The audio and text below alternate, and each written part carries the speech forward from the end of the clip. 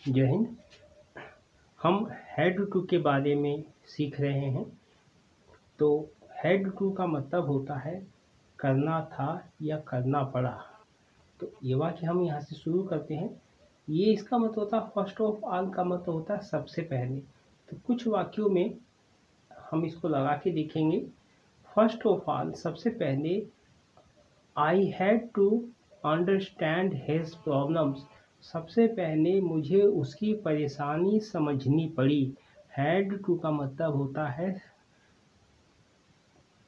पढ़ा। तो इन वाक्यों में समझनी पड़ी या पढ़ा वाले शब्द को ज़्यादा यूज करेंगे।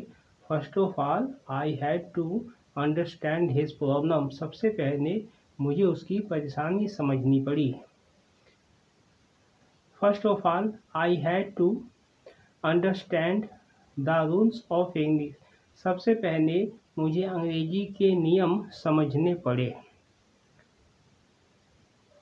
First of all I had to understand him. सबसे पहले मुझे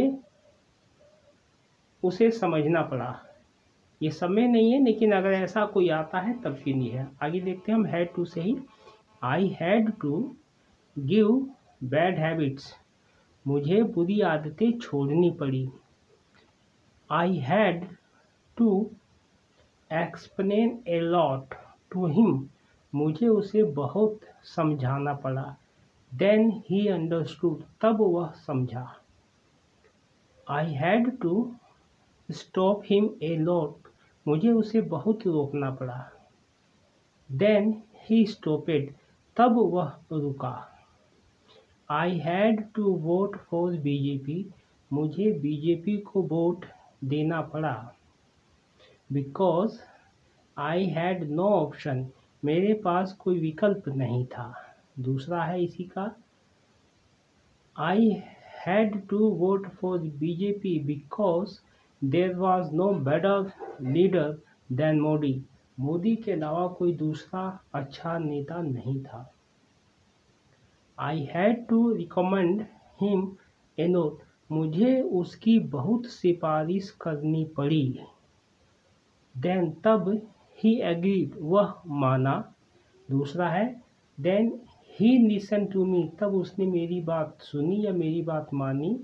then he got ready to go to school. वह स्कूल जाने के लिए तैयार हुआ। नेक्स्ट है I had to turn on the light. मुझे लाइट चालू करनी पड़ी। इसी में है I had to turn on the fan. मुझे पंखा चालू करना पड़ा। Because it was dark. अंधेरा था। It was very hot. बहुत गर्मी थी। अब इसके ये पंखे के साथ आएगा इट वॉज वेरी हॉट, क्योंकि हम गर्मी में ही पंखा चलाते हैं। और लाइट जो होती है तब चलाते हैं जब अंधेरा होता है। तो इट वॉज डार्क। तो I had to turn on the light. आगे देखते हैं I had to turn off the lights. मुझे लाइट बंद करनी पड़ी। इसी में फैन भी है। I had to turn off the fan. मुझे पंखा बंद करना पड़ा। बिकॉज क्योंकि माई वर्क वॉज डन। मेरा काम हो चुका था। दूसरा इसी में now I had to go. Now मुझे अब जाना था। Now I had to go. मुझे अब जाना था। Now I had no work. अब मेरे पास कोई काम नहीं था। इस तरीके से दूसरा है, यहाँ तक ख़त्म हो गया है। I had to put a mosquito net. मुझे एक मच्छरदानी लगानी पड़ी। बिकॉज क्योंकि mosquitoes were biting in road. क्योंकि मच्छर बहुत काट रहे थे।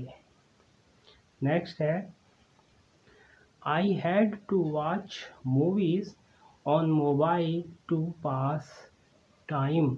मुझे समय पास करने के लिए मोबाइल पर फिल्म देखनी पड़ी। इसी तरीके से हैड टू का मतलब होता है करना था या करना पड़ा। इससे पहले वाले जो वीडियो हैं उसमें आपको देखना है जिसमें भी क्रिया का फर्स्ट फॉर्म लगा है उन वाक्यों को आप यहाँ पर बदल सकते हैं। अगर हैव टू लगा रहे हैं तो हैव टू का मतलब क्या होता है, हैज़ टू लगा रहे हैं तो हैज़ टू का मतलब यहाँ बोलना पड़ेगा। विल हैव टू लगाएंगे तो विल हैव टू। अगर आप इसमें विल शुड कैन लगाएंगे तो देखते हैं उसका मतलब अर्थ निकलता है या नहीं। ध्यान दीजिए, अगर मैंने ये बात कही है तो इसका मतलब है कुछ शब्द कैन के लिए बने हुए हैं तो कैन वाले शब्द से ही बनेंगे। कुछ हैड टू से शब्द बने हुए हैं वो हैड टू से ही बनेंगे। कहने का मतलब ये है हर शब्द के लिए एक अलग शब्द बना हुआ है जिससे वो शब्द बनता है। तो अगर बनता है तो ठीक है, अगर बन जाता है तो ठीक है, नहीं तो जिस शब्द के लिए जो शब्द बना है उसी का प्रयोग करना है। तो ज़्यादा से ज़्यादा इस वीडियो को शेयर कीजिए और लाइक कीजिए। तब तक मिलते हैं नेक्स्ट वीडियो में। जय हिंद।